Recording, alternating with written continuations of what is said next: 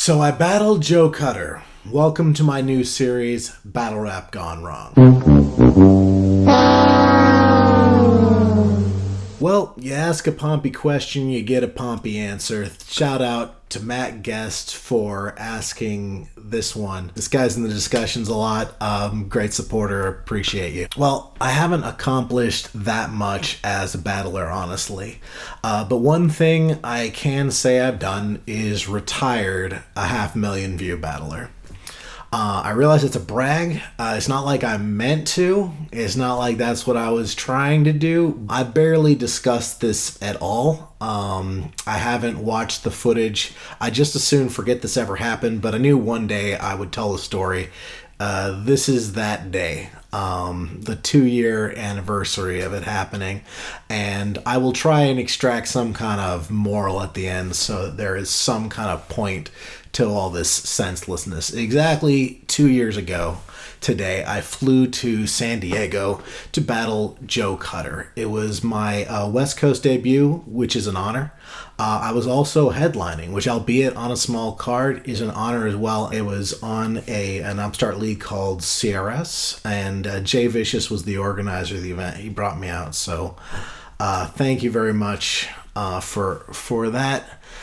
If you're not familiar with Joe Cutter, that's a long story in and of itself. He's got a best of that's pretty interesting. He's kind of like a weird for the sake of weird guy.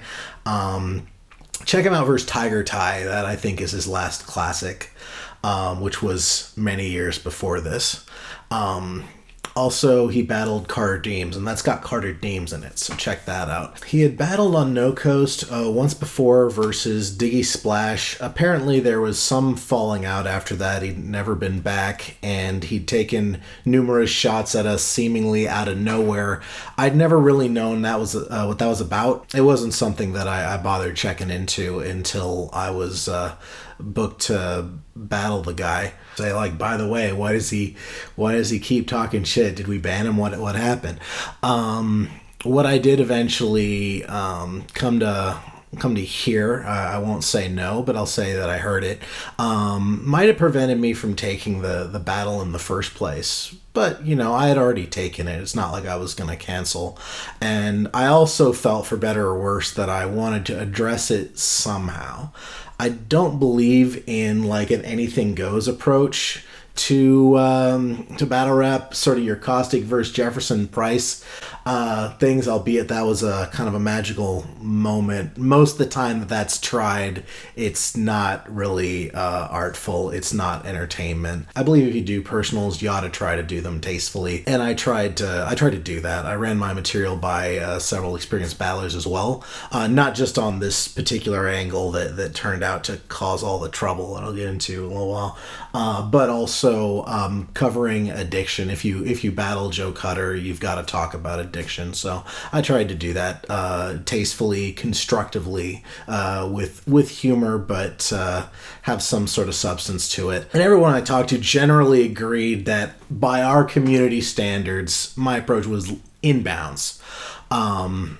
Whatever, it's all subjective. What turned out to be the issue was literally 2 lines of a 3-round battle. And I wish that this had been a classic and had no, sort of issues emerging from it, because this was my best material, arguably. Some of the best rounds I've ever written. And I think I performed them well too.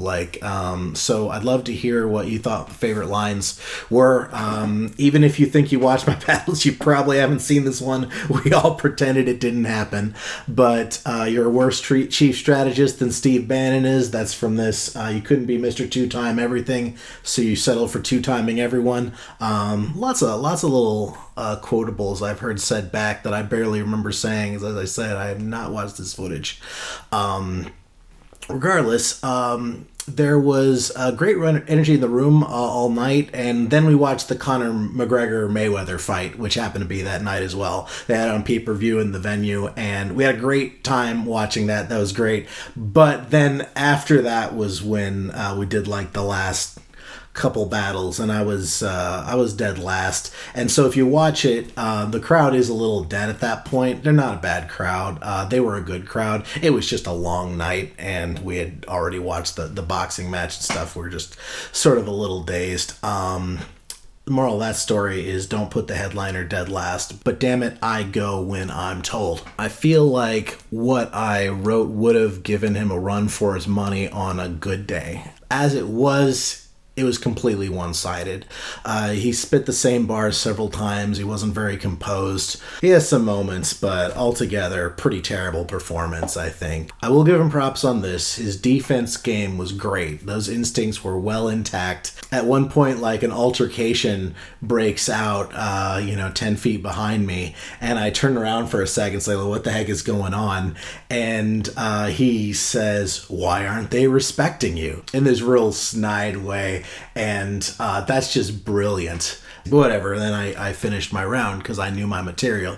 So I do my material, all my various angles. I'm pulling punches, really. I'm not just being as mean as I can. I'm saying, just what I think my character has to say to his character.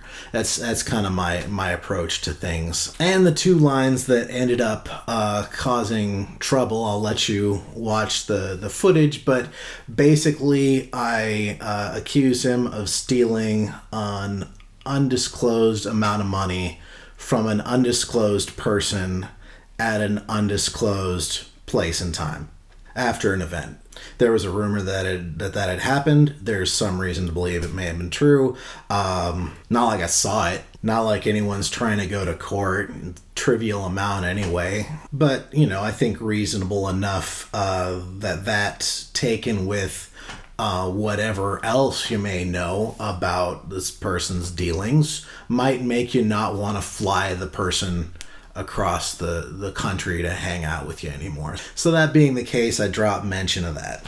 And out of everything either of us could have said, apparently that was the nerve. I mean, mind you, he's talking about me having sex with animals. And he's also, when it comes to personals, talking about my wife, talking about my friend's wife, calling her by her name, are all things that he felt was perfectly in bounds to do. Not things that I personally would do, but I know some people do that sort of thing. I'll get into what I would advise later on.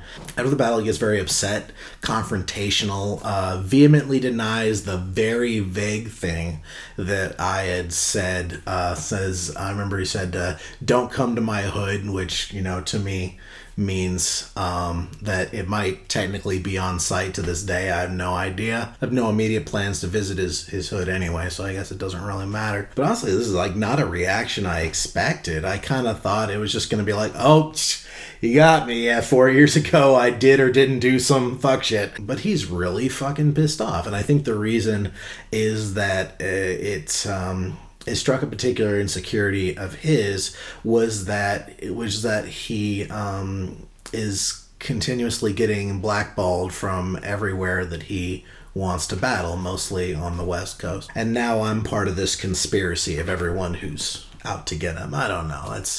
That's how it felt, just from energy, but I don't know, man. But it was awkward as hell because that night we were both crashing at the place with Jay Vicious.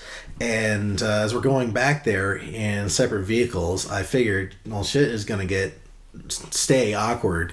And I say, hey, just drop me by a cheap motel. I don't need any part of this. I'll just get a room.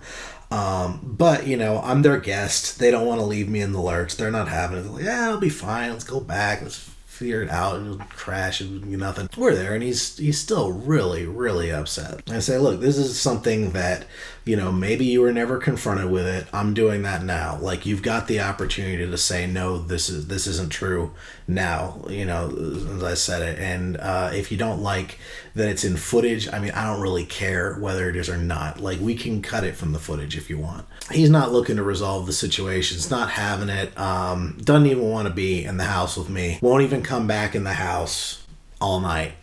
Fortunately, good weather out there. And the next day, he does this like 40-minute Facebook Live announcing his retirement from battle rap, and more or less cites my battle as the reason, or maybe that's like a pattern of things that happen. And like, because he's such a target, it's not like even as a rapper all he's got is battling. Like he's got music, he's got like a lot of really good music, actually. If you're into his kind of style, it's really worth checking out. He skates, he's got hobbies. As a battler, he's been inconsistent. He's had some really cool moments, and a lot of moments where he's just trying to be weird for the heck of it and didn't really seem to have much of an angle.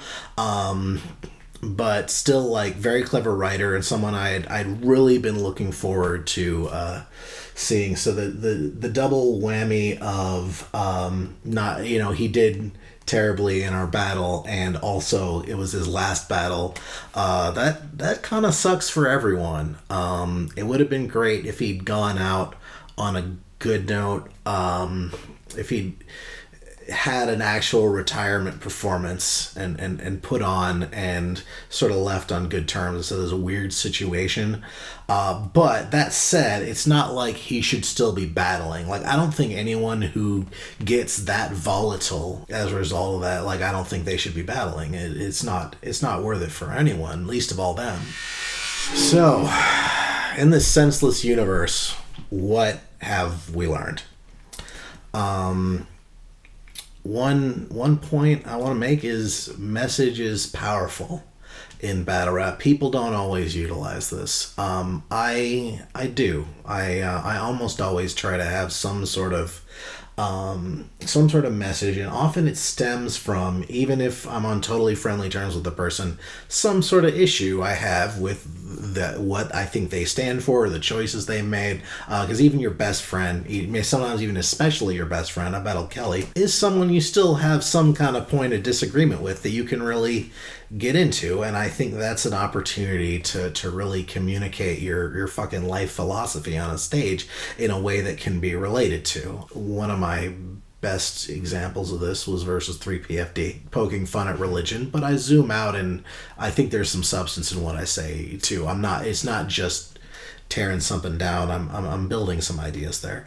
And some of them were particularly effective. In this battle, I talk about my views on addiction, and ultimately not just from a like, hey, I hope you die, you're pathetic, blah, blah, blah. Not like that. The last words in my third round were stop killing yourself. When I battle and talk about drug use, I'm ultimately saying, I think you can be more than what you are. I'm disappointed because I see such great potential in you. So to make fun of someone and be aggressive and make people laugh and rhyme and weave things like that in along the way is what personally I find so fascinating about battle rap. And that is why I still do it.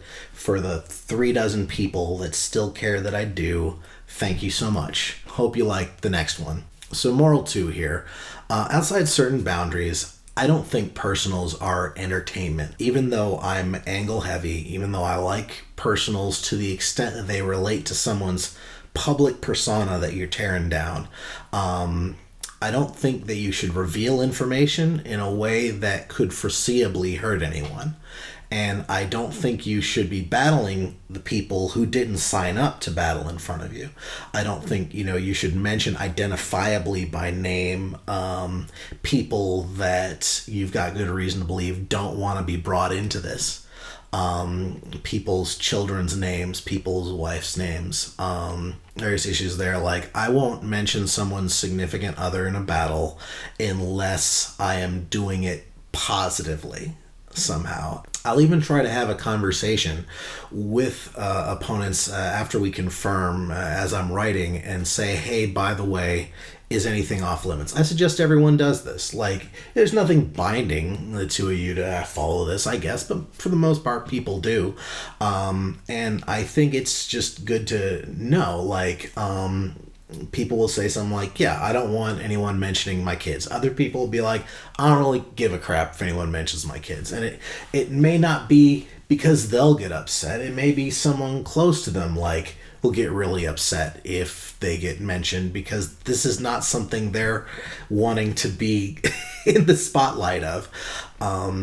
And there's no reason not to respect that and keep things on the fun side, even though I do try to hit people with some curveballs. And in fact, before the Joe Cutter battle, I did have exactly that conversation. I said, hey, is anything off limits? As for me, I'd prefer that this particular family member didn't get mentioned in a particular way. Joe just said, nah, I leave it to your morals, I think was his exact words. So, well, I asked, what can I say, right? But hear me on this. Real conflict isn't performance.